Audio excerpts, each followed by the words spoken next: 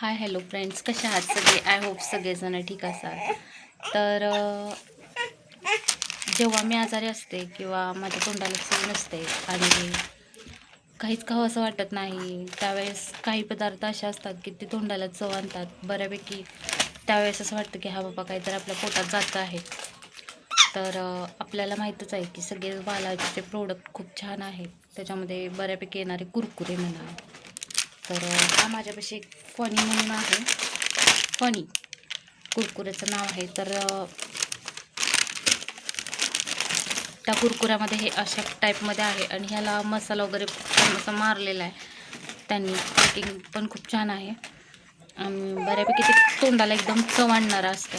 तर खरंच सांगा, तुम्ही पण मला कमेंट करा की तुम्ही असं कधी केलं आहे का की तुमच्या तोंडाला चव नाही आहे आणि तुम्ही खाल्लं आहे त्यावेळेस असं छानपैकी चव आले तोंडाला.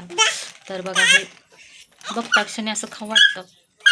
शिव पण आमचा खाणार आहे का? शिव काय काय ओरडायचं चाललंय गप. तर हे खूप छान लागतं, असं खाल्ल्यावर आवाज येतो, मस्त वाटतं खायला.